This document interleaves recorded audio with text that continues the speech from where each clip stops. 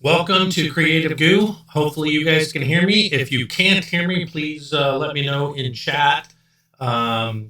We are brought to you by Gooey Cube. This is the Creative Goo Show Thursday evenings, and we talk about all things creative that involves the tabletop game hobby. Most of us play Dungeons and Dragons, play in person, create miniatures, artwork, all that kind of stuff. I myself am Harry, and I'm a sculptor and miniature painter, and that's mostly what I talk about on this show, but I do sometimes bring in guests or sometimes talk about other things. I've experimented with showing people how to paint. That didn't go so well. I'm probably going to try that again in a few weeks and see if we can have a better show. Today I'm going to talk about something called hard surface modeling. I'll give you more details in a minute. You can find Gooey Cube at gooeycube.com. They have a shop where you can buy their D&D products. You can buy my miniatures if you're interested. They're printed in resin on a 3D printer. Or you can go to my mini factory for Harry Coit and you can find my miniatures there. And Harry's 3D Sculpting on Facebook. The Gooey Cube family is very active in what's called the Gooey Game Masters Den of Enlightenment on Facebook. Big, long name. You should be able to find it. If people have questions, you can always let me know and I can give you that link. I think that's it for introductions. Just a final check to see if people can hear me. Those of you, there's a few of you out there live. Love to hear if this audio is working. I'd hate to have spent the last 3 minutes talking and you not hear me. So please do a shout out if you can hear, and we will continue. Sound is kind of off. I don't know what that means, sir. Geeky. Is it too loud, too soft? Is it crackly? Is it echoing? What do you got?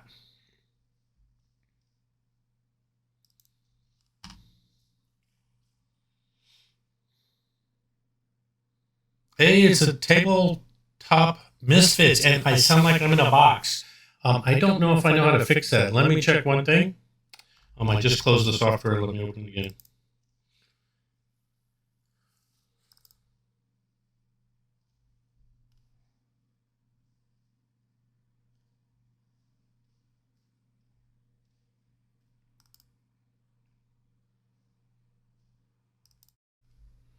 Is that any better? You're echoing. I've turned off every source of sound, including my headset and speakers. Let me try one more thing. All right. How is that? Is the sound any better? Better. All right. So hopefully that works. I keep trying to figure out what setting is going on to cause all these problems. And either I turn it off and I'm dead silent and mute, or I turn things on and I have an echo. So the joy of streaming. Yes, it is the most favoritist thing in the world to troubleshoot sound issues when you have absolutely no feedback. So I can't hear myself because if I can hear myself, it generates an echo. So anyway, we're going to keep going. If sound is bad, we're just going to have to live with that at this point. I've done everything I know how to do, and I'm a relatively technical guy, so that's kind of scary. Anyway, I was wearing headphones and it was still echoing, dude, so I don't have the magic that you have, apparently. I had to unplug the headphones to get rid of the echo. That's what I did to finally get the sound to improve. So anyway, I'm not going to buy new headphones. I'm already on my third pair, and none of them have solved the problem. I've turned off my external speakers, and I'm sure you guys are tired of hearing about my troubleshooting of the echo on my stream. So there is a setting somewhere in the software I'm using that I'm clearly missing. So it worked great for a couple of sessions, and then as soon as I added guests, it broke. NVIDIA Broadcast brings my system to its knees, so I can't use that. I've refreshed all my technology, and instead of spending another $2,500 on a computer, we live with the what do we call it? The low budget production. So keep sending me suggestions, but I'm going to keep talking about sculpting at this point. So I was opening a file. Let me do that. So hard surface modeling is really about making things that are not organic. It's really just the opposite of organic. And let me make sure I have my notes. And it's not so much about technique as about what you're trying to make at the end, because a lot of the sculpting techniques you might use for organic modeling, it works just fine for hard surface modeling. And the techniques you use for hard surface modeling, you can use for organic sculpting. And so ZBrush, for example, started as an illustration tool. Then it became a sculpting tool. Then they added hard surface specific techniques and tools to the kit. So for artists like me, that worked out great because now I have lots of different techniques I can use to get the end result I want. So I'm going to talk a little bit about what it is you're trying to build, and then we'll go through a couple of practice things and show how you build it with a couple of different techniques. There are some terminology and jargon that you find in sculpting and 3D modeling, and I'll throw some of that out. As always, I will try and define the terms. So thanks, Dice of Ages, for the advice. I've tried that, and again, if I turn anything off, you lose all sound. So then all I'd be doing is you'd see my mouth moving and you'd get no sound. So I'd have to actually uninstall my software and reinstall to try and figure it out, and I just don't have the time. So we're going to have to live with the low budget production for today. Maybe next month I'll have more time and I can actually try and isolate why there's an extra audio source. I believe you that there's an audio source out there that's doubled, but I can't find it. I've tried. And I need a day just to work through it because I have to record or go live stream to test and then see, because otherwise I have no feedback and I don't know what's working or not working. So as someone said, the joy of streaming. Okay, so hard surface modeling. So normally what we talk about when we're talking about hard surface modeling, let's see if the camera will pick it up, is something like this. Hopefully you can identify this as a vehicle. That would be considered hard surface. It's not organic. It's steel or aluminum or something like that, right? So I sculpted this, modeled this, whatever synonym you want to use. I did this for Aberrant Games for their Warlands war game. Their original model basically wore out with all the molds they've done, and so I made them a new version. I'll show you the digital version. And then I also made this one. So same company, and it's just another vehicle. So that's a hard surface model. And I wanted you guys to see that. And that's what we mean. But again, a lot of the techniques I might use for sculpting something else, like, Metal Man, is kind of half organic, half modeled. So let's jump to, don't need to see my full face. Let's jump to ZBrush. So again, you can do all of these techniques with most of the software that's available to you, whether you spend, thousands and thousands of dollars a month on something like Maya, or you spend zero and you have something like Blender, or you're using tools from on your tablet. The iPad has 2 or 3 choices. There's Forger, there's Nomad, there's a couple of others that you can do 3D modeling on. So even tablets now have 3D modeling. But the techniques I'm going to talk through and show you are going to be similar, right? So let's go find one of those cars. There we go. Here's one. And as you can see, it looks kind of wonky.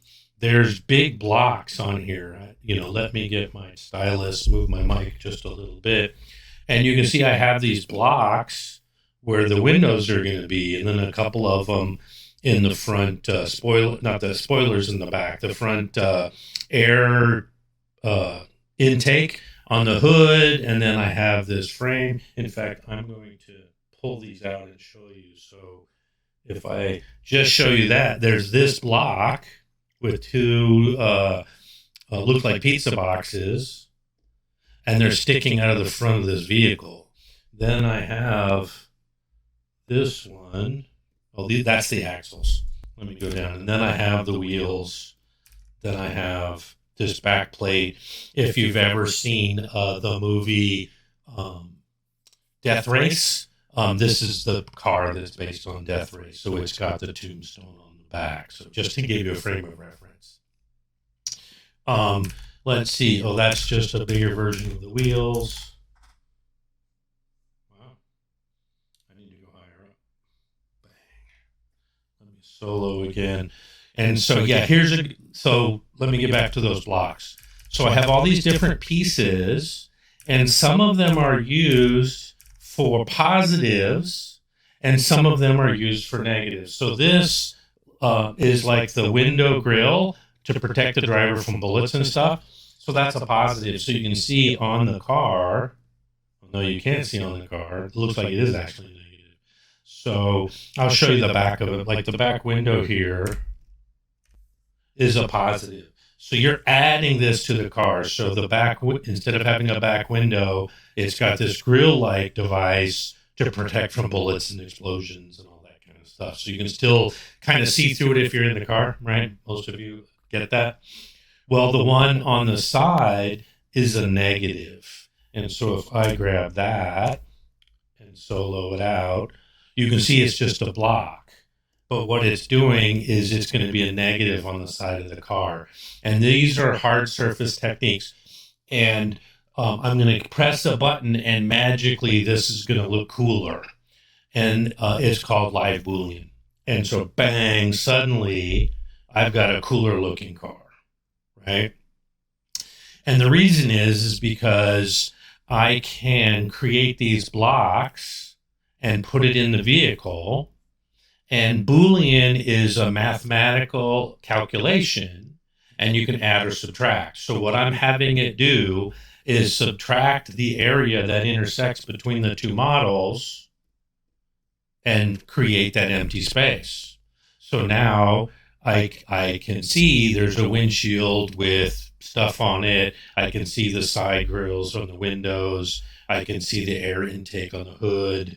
I can see the little headlight details because they're negatives. They're being cut out of the model. The top of the hood, where obviously it's a separate piece in a real car, so I'm making the illusion of a separate piece by cutting in that seam with another Boolean. So if I can find it in my list here, different one. There it is. So if you solo it, it's just this square, with nothing inside. But that geometry, if I zoom in, is subtracted. So if I go back to full mode, it's basically cutting into the model. And what makes this feature so nice is I can do it live. So I'm going to show you what I mean. Since this is live Boolean, it hasn't actually changed the model.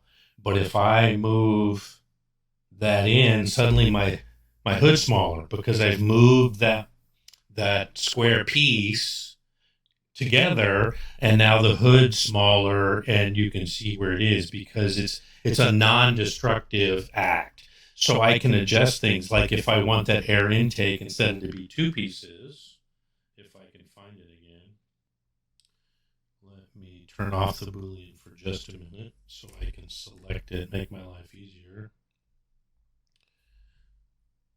And I'm going to do something crazy here. I'm going to move them together. Let's do that. And then when I unsolo, turn on the Boolean, now my air intake, instead of it being two pieces, is one piece. So I can actually change a model really fast by changing those additive and subtractive pieces. And that's a really great way to really quickly make something cool, like a car, without having to sculpt in the lines and then end up being in the wrong place and you have to move them. I can actually make a piece and move it, like you saw. I made the hood smaller, and I've made the intake one piece instead of two, a few other changes, and I'd have a completely different vehicle, right? So that's one technique you can use for hard surface modeling. But you could also use it for sculpting in organics as well. Again, the technique doesn't matter. It's what the outcome you're looking for. And I'm looking for something that doesn't bend into form. I'm making this car. So that's one way. Let me show you the other car. And you can see, let me turn off the Boolean. I've got a big block on the back. I've got a little block where the license plate might go, a block on the front. Most of the rest of it's been sculpted. And if I turn on that Boolean again, I get those cutouts and I get a pretty nice empty back, right? And let's see if I turn on, yeah. And then I can put stuff in the back. So I've got these gas cans, the little, 5 or 5 or 10, 20 gallon, whatever these are on the side. And then this big giant 500 gallon extra gas fuel tank for this particular car. Great for the wastelands and being a wasteland warrior, but that's a big fire hazard if you're not careful with all that gasoline. So these are just examples of hard surface. I'm going to show you some other techniques in a minute. But I also made stuff that's on a smaller scale. So this is just like a robot, bomb bot, but that's been converted. So you've got the cartridges in the back, the magazines. So you have machine guns at the front. So not only can it disarm a robot, it can, shoot the hell out of your enemies. And so you can print this at any size. We've printed it at, it's about the size of a dog in comparison to a human when you print this one out. And then I did a drone, and this is the stand for the drone that you can print with it. Let's try and get to the, hey, there it is. And you can see a lot of hard surface techniques here. But you can see the kind of the geometry on the top. But I kind of liked that, so I left it. I didn't smooth it out. And the other technique for hard surface, and one of the reasons I wanted to show you these two models is, I've mentioned this when we were making swords and things like that it's really just looking at the object and making the shapes, the primitives, if you will, group them together to make the model. So in this case, we've got 4 fans. We've got the central motor thing running it, and you have a drone. It's not a complicated looking device. And then I added extra details to make it look more fun with extra foils for the fan blades that make it fly, added the machine guns. They actually look like revolvers, just to give it some extra interest. And then I put all that work into it, and you print it out, and it's about 10 millimeters, and you hardly see the details. But it was fun to make. You could print it bigger, and you get the details. But when you print it small, you hardly notice. And if I hide the peg, it's mostly just designed to glue on the bottom. Hey, everybody. So I'm glad to have everybody joining me today. If you have any questions online, just let me know. We did finally get the sound working well enough for this evening's stream. I will work on the sound in the future to see if I can solve the problems for good. But so this is the drone. So, and you could make hard surface isn't just technology, right? So, if you're playing, if you like to sculpt in the medieval world like I do, I've done carts and wagons. In fact, I might even have one I can show where the techniques are pretty similar.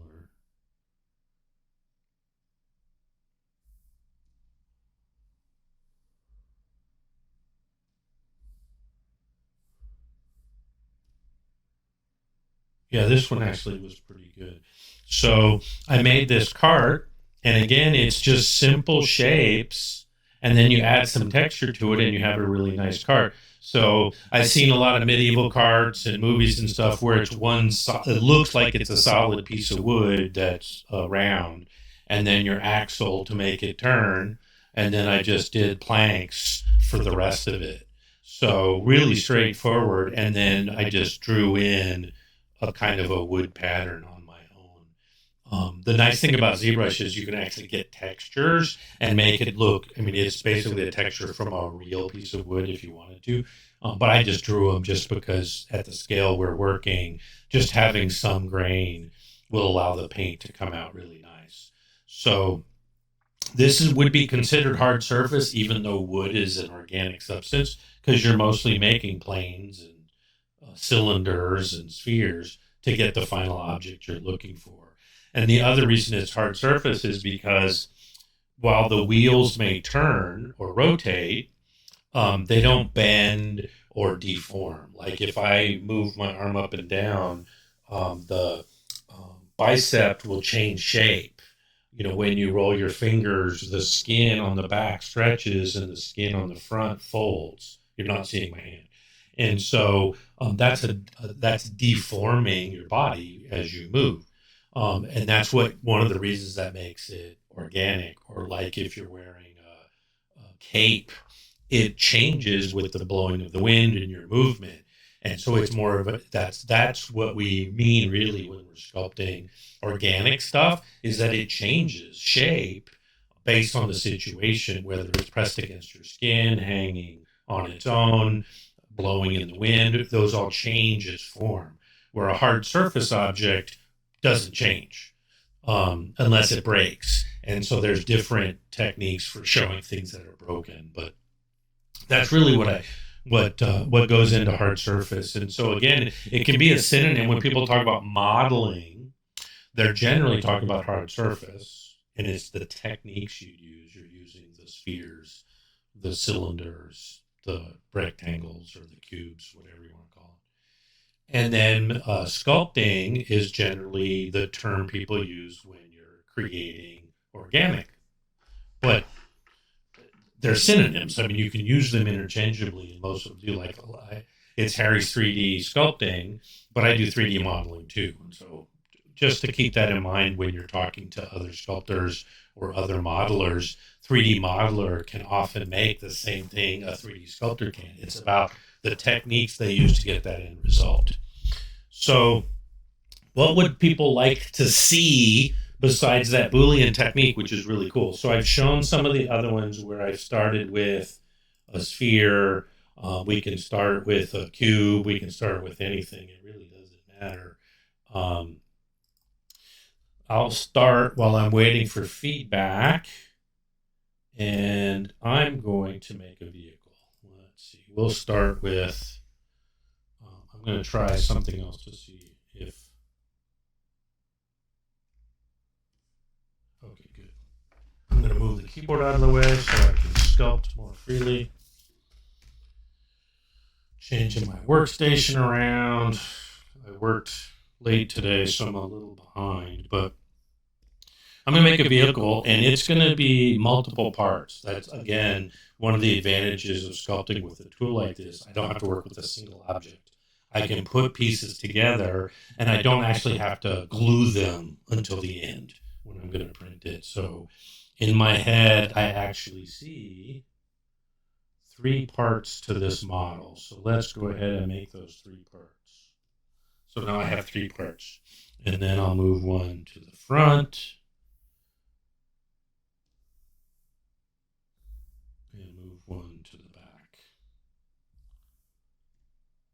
And funny enough, it doesn't really look any different. So what I want, the back, I'm going to start with the back because that I can do relatively quickly. And you'll see what I'm trying to create here, I think. Well, that's too long. They don't make vehicles like that anymore.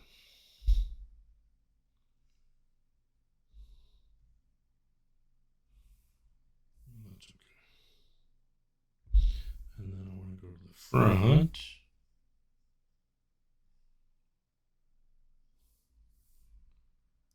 That's pretty good. So we can hardly see. If you have an imagination, you can already start imagining what this might turn into. So we'll continue with our imaginative journey here. Oh, bring the front back. One of the things you'll notice here, I can make choices about direction and everything. There's a face up in the right corner that you see in ZBrush. And you can use that for orienting. So if I'm looking face front, I'm actually seeing the back of this vehicle. So I'm going to fix that because I want to be able to orient correctly. So I'm going to turn it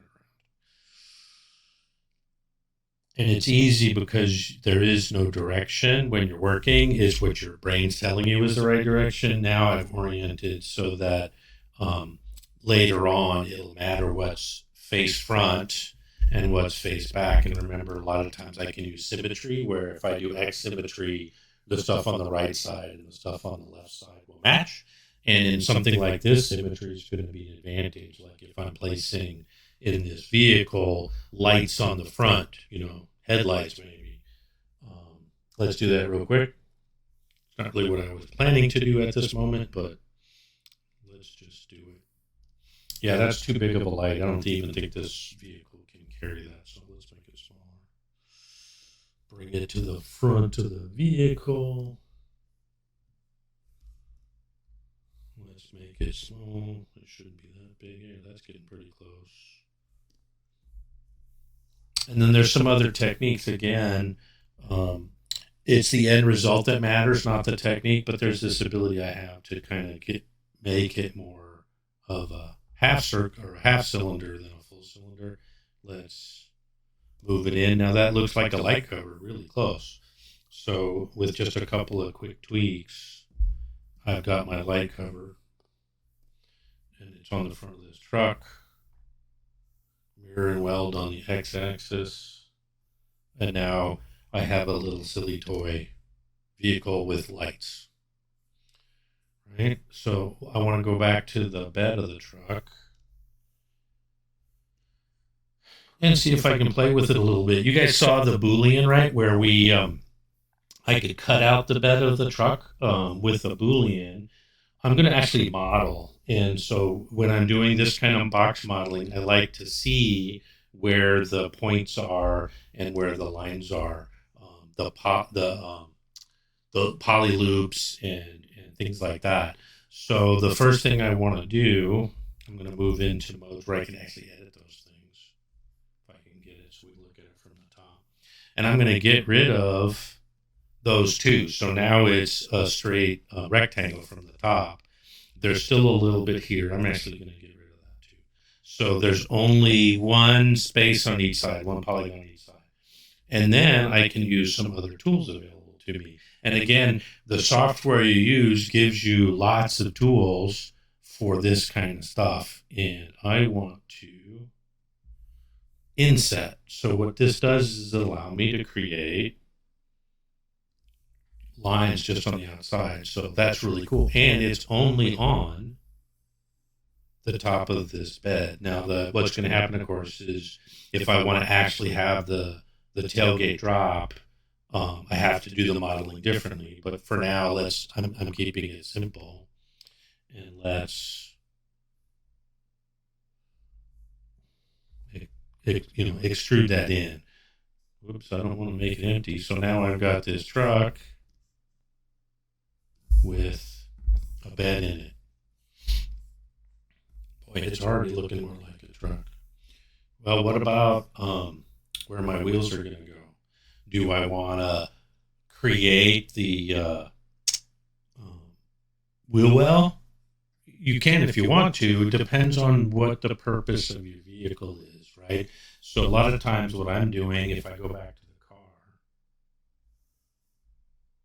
this is going to be a printed model that's going to be on a game table. So I did make wheel wells, but I had to make sure that the wheel actually intersected with the body of the vehicle so that it would print cleanly. So it looks okay from the bottom, but it's not. This isn't what a real car looks from the bottom. There's no frame. There's no. You're not seeing the springs. You're not seeing the shock absorbers. You're not seeing any of those things because it didn't matter when I was making it. You see an axle. I created the tailpipes, and then of course the wheels because you're going to see them from the side as well. So the purpose of your final object matters. If you want it to be a full 100% representation of what you're making, or you want the illusion of that representation. And I'm a sculptor that works, I like to call myself stylized. So I'm not trying to be hyper realistic. If it looks like a truck, then it is a truck. And so I think I'm just going to put some axles on here just so we can get an idea of where the wheels might go. So again, I can just drop in a cylinder. I'm going to make it a simpler cylinder. So you can see this has a point in the center that radiates out, and then there's all these layers on the side. And it's a mathematical cylinder, so it's perfectly done mathematically, and I can increase the number of sides and everything. And so you can see it gets really, really smooth, but it has these strange artifacts on the top and bottom that are hard to get rid of because of the way it's radiating. And so there's another object you can use.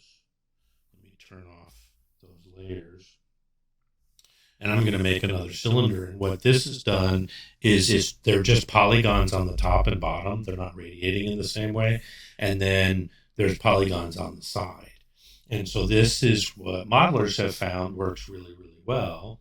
Actually, let's do 1x, so it's automatically X. Now I can just scale it to the size I want. And place it where I want. So it's just supposed to be the axle of the vehicle, and we can do a front axle in a minute. So that's probably okay. I'm not using a reference image. A reference image would help a lot so the proportions are better. I don't think they make trucks anymore that have a single seat. They're usually extended cabs nowadays. So I might have to change that. But here's the axle. And so there's some other features I can take advantage of. And one of them I think I've mentioned before is called creasing. And what that does is where there's an edge, you can see these two colors help a lot. Where the pink and the green meet, there's an edge. And that loops all the way around. Well, if I crease that, it's telling the software to keep that a perfect line. So I'll show you what happens if I don't crease it and I give it geometry. Now you can see it deforms and it looks more like a pill than an axle. For some things we do, that might be exactly what we want. But in this case, we want it to be more pure. So I crease it. And so you can see there's now, in this particular software, it creates kind of a dotted line on both sides. It may be hard to see on the screen. But there's this extra line where it's creased versus just a single line where it's not. And then if I give it geometry, now you can see that it's perfect. And that's looks like a sphere, but it's still only 26 active points. So if I'm making something with a lot of these, the size of the model isn't going absolutely crazy. So that's pretty cool. So I've got the back axle. So because of the way we're working, I can just replicate that and create a front axle. So it looks like a truck that you would find, made out of blocks in some kid's room, but that's okay. I'm okay with that. And you can see the bottom. It doesn't look realistic, but we have these axles. In fact, they're probably too big. They're going to need to be smaller. So let's make them smaller. And if I'm boring you guys to tears, make sure you let me know and I'll do something. I'll sing and dance or something so that it's more entertaining. All right, back to having axles. Okay, so your brain's telling it those are wheels and they're really tiny wheels. So let's actually add some wheels. I'm going to use a similar object because cylinders are going to work best for the first part of this as well. So insert, then I'm going to use that same technique to create something like that. If that's at home, okay. So I'm going to hide everything else for a minute. Move that to the bottom. Why am I still seeing something? Still seeing something. Why, oh why? There we go. Now all I have is the cylinder, and what I want to do is make a wheel. So some of the things I was doing before, I'm going to get rid of one of the lines there, so it's just going to end up being a wheel. And so again, like I did before, I can create extra geometry where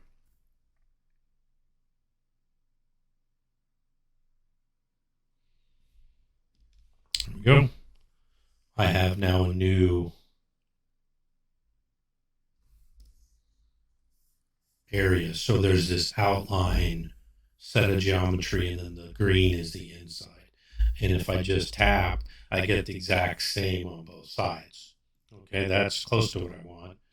And then what we did before is move extrude in, or is it extrude? I don't know how do you do the opposite of extrude. So if I go in, I can actually make all of that geometry disappear, and now I actually have a hollow cylinder. Well, that's going to look really cool as a wheel. And so again, I can increase it, which is a shortcut, and then now I have a wheel, right? And I can use that however I like. So if I turn back on the axle, I know it's in here somewhere. That's not it.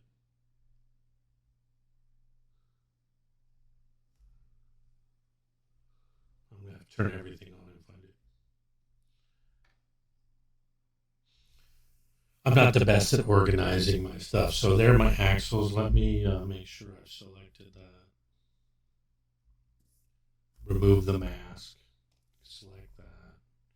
Get everything in frame. Now I can move my wheel to where we want it. And center it.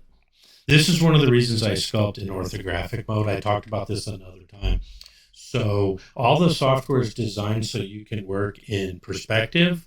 Basically, if you're looking at something at a distance or taking movie film or camera, there's a foreshortening that happens, and then things that are further away look smaller, obviously. And so if you're looking at a car, the opposite side of the car is um, in in relation. So I'll show you that here.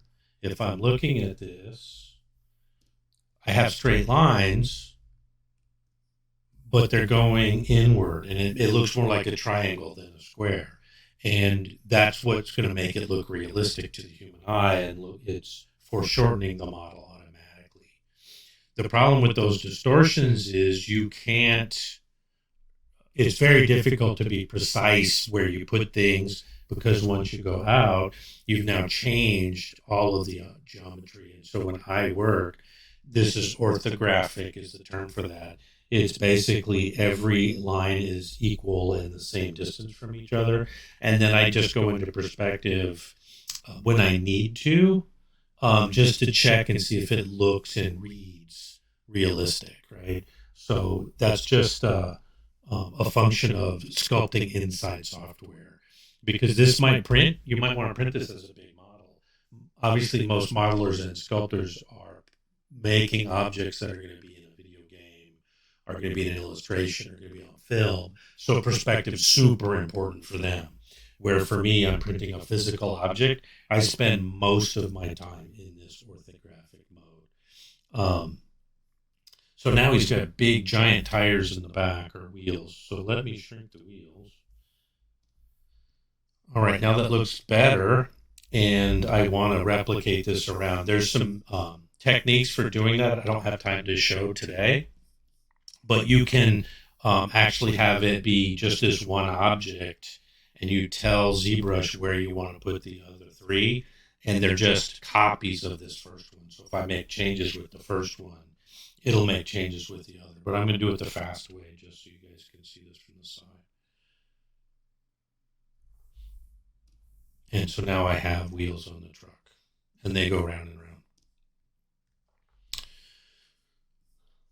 The other thing that you want to do when you're working in hard surface is remember that hard surface often reflect light and bounce light. And if you stick with these hard edges, I'm going to go back to the bed of the pickup to illustrate. If I'm working on this and I try and do a render, you can see these lines, but they're really boring. They're uninteresting. And even in real life objects that you buy from any manufacturer, they don't have these harsh lines. The human eye doesn't love that. And so you can bevel the edges, which is another really nice technique for adding interest to a simple model, but also helping when you're rendering. And so let's see if it'll bevel. There we go. So I'm beveling the top of this truck bed, beveling the bottom. See if I can do a little bit on the side. So now I've got this really nice bevel. It didn't catch the other side. Now I have that, and really with just a few strokes, even now it looks better. And if I hit let me get an angle here, and if I hit render, now I have a lot more interest. I'm getting different shades. So this surface here is brighter than this surface here. You can see the shadows underneath. So there's that bit of geometry that's beveled underneath that's picking up the shadow, and it's dark. And that's really cool. So that looks a lot better already in my model. And looking, I don't do realistic. I can. It's not my favorite. But it looks more realistic. It's certainly more interesting. And so beveling is a technique when you're working in hard surface that's really important. Instead of adding the greeblies and the little details, just that simple, you keep an elegant line, but that bevel makes it more interesting. Now, the inside isn't beveled, and you can even do that if you wanted. So we could bevel this line, right? And you can see there's even a bevel inside the bed of the truck, which is really cool. I'm going to do one other thing to show you something I might do if I am going to make a truck, but for right now, we're just goofing around. So let me turn on symmetry so it's the same on both sides. And I'm going to add, I need to change the tool I'm using.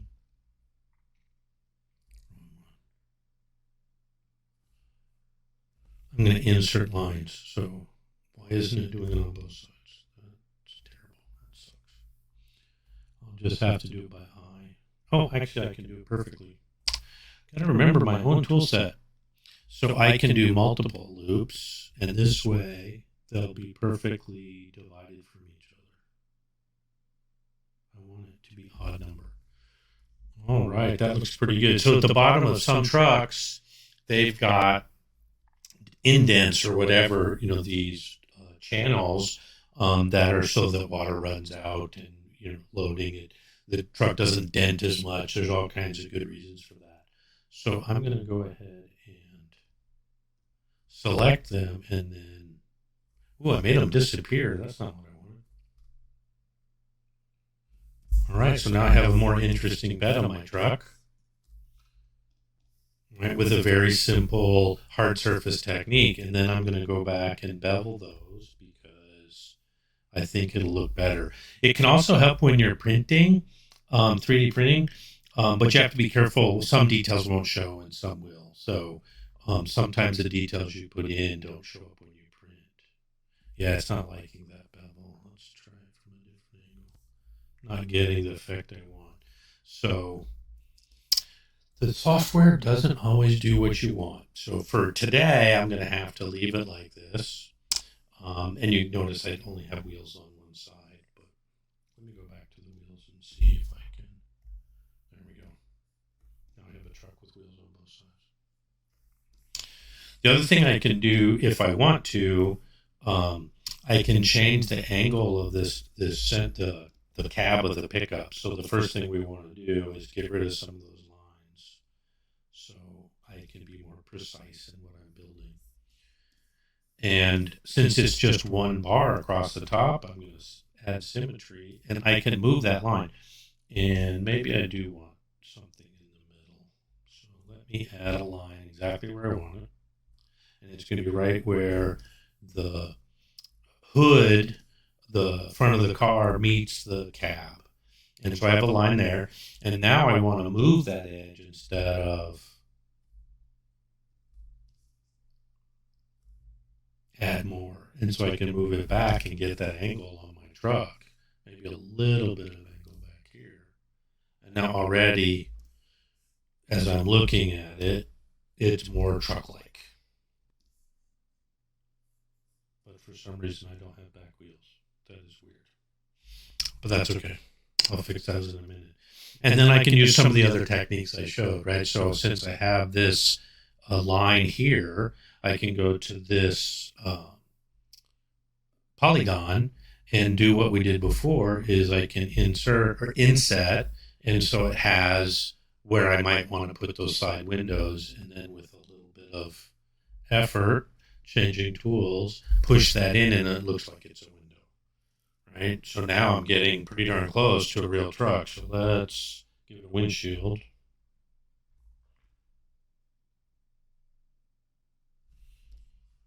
Move that in. And now I have a windshield. And then what I want to do here is I don't know that I want it to be hard edged like the bed. I want it to be more smooth. So this is where, wow, now I have this really weird truck. Don't you love that? But I can make some changes. So this is non-destructive, so I can actually play with it a little bit. So I want that.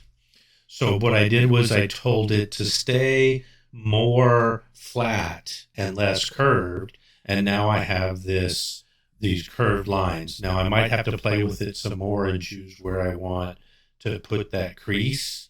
I can make the sides crease. So let me solo this and I can show you. So it's really curved in the bottom half. That's probably too curvy. So let's go to the edge, and I can crease edge by edge. Bang, bang. Now it fits better. But the top of it's got a little bit of curve to it. And it doesn't look too bad. If I turn off the frame, you can see what it might look like if it was printed. So in about 40 minutes, we've got the making of a truck. And again, I still don't know why.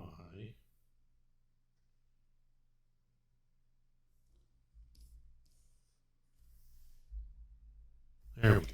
I have 4 wheels now. And then what I'd want to do is make spokes or hubcaps or something, and then tires. You know, there's techniques for that.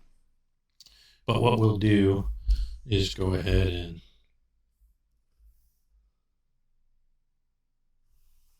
I've got more of a rounded truck without doing the beveling. I'm kind of cheating, so because I'm going a little bit fast here at the end.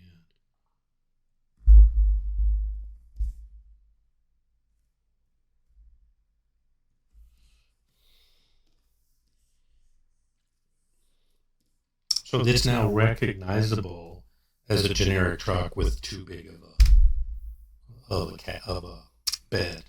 It's a little bit narrow as well. Maybe it's a single person truck. He sits in the middle and has this little bed in a country with very small roads. With a reference photo and more care, I could certainly make a very realistic looking truck. With some simple techniques available in most of the modeling software. And so some people love this hard surface modeling. It feels more like building. It takes some of its roots from CAD, some of its roots from original animation techniques. But you can really, just by continuing to add pieces, like you're building a model, kit bashing, as it were, you can make anything one piece at a time.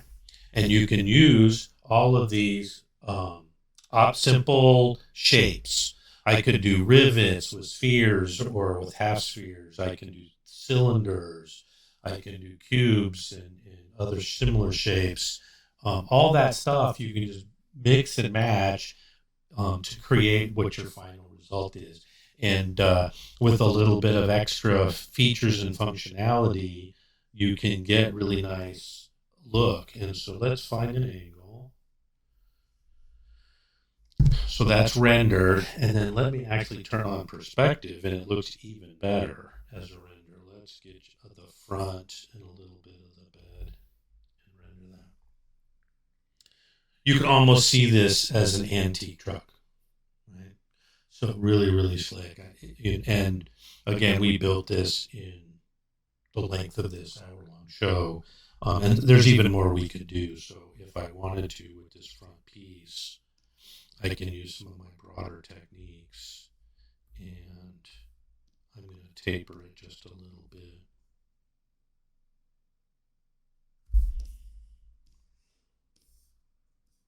Maybe a little bit more. I like that. So I'll keep that, and then I'll go to the bed and make it more proportional. Of course, that means I have to move the axle. I will mask the front axle so it's not moved. And I'll move the back axle to the center of the bed like that. Do the same with the wheels. They're a little bit off anyway, but let's get the back ones moved.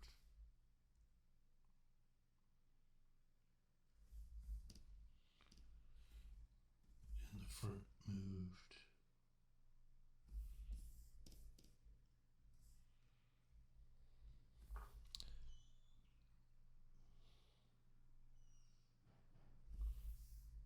I still have perspective on, so that's affecting how it looks.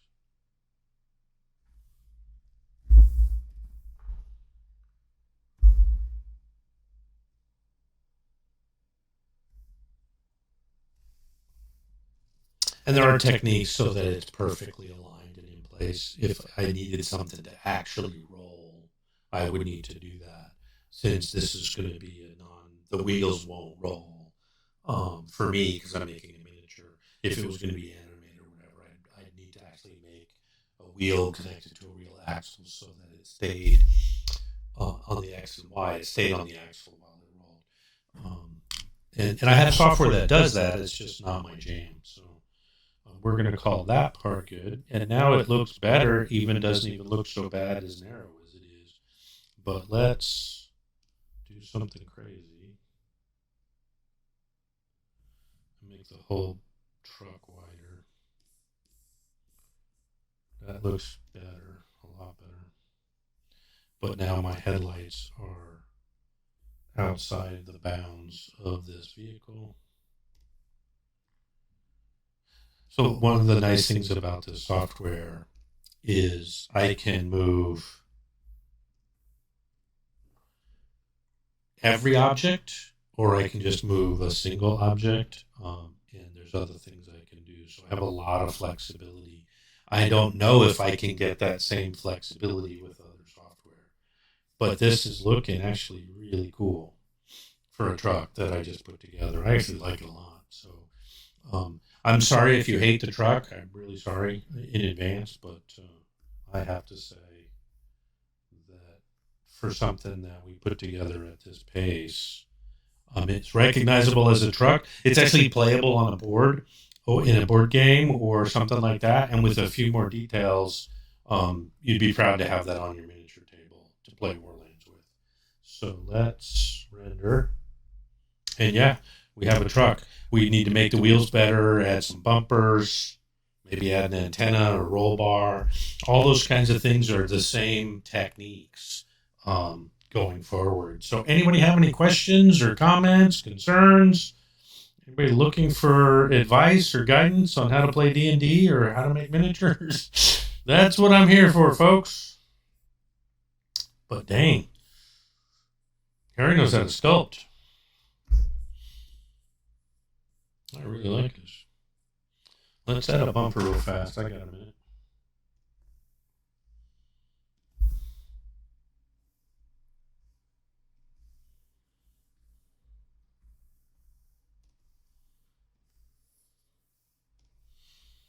As my audience sits quietly watching me work with no input because they're multitasking and having dinner or having an evening beverage. Probably don't want it interacting with the wheels. Maybe even more. So here's another thing that I can do because I print miniatures, right? So you can see from the top, this bumper comes out on each side It's below the cab of the trunk, the hood of the pickup, right? So it's sticks out on the sides and overlaps the bottom. Well, most bumpers are bolted onto the frame. Well, I just have it as one big piece. So it still looks and acts like a bumper, but I didn't have to make the effort of making it a tube that curves around with bolts that attach to the frame because I don't have a frame anyway. So I'm creating an illusion that'll even work if it's printed. And if I want this to be rounded, I can do that. It looks really good, actually. Let's make it even smoother. Even smoother. Yeah, that's super smooth. And that looks, that looks viable, looks plausible as the bumper on a pickup truck. Right? And if I want a space for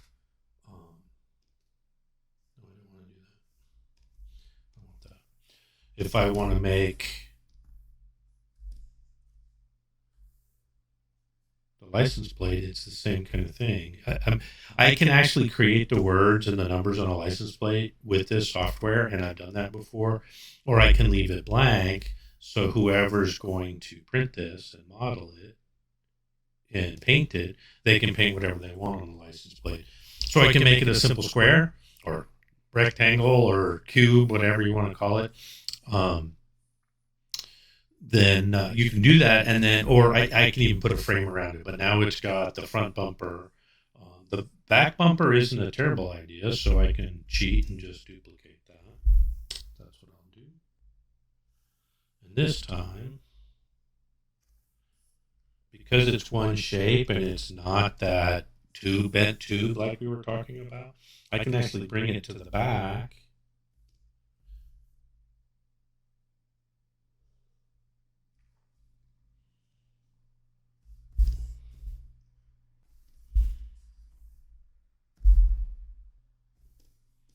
And I have a bumper on the back of my truck. So Harry's pickup, it looks even more like a real pickup.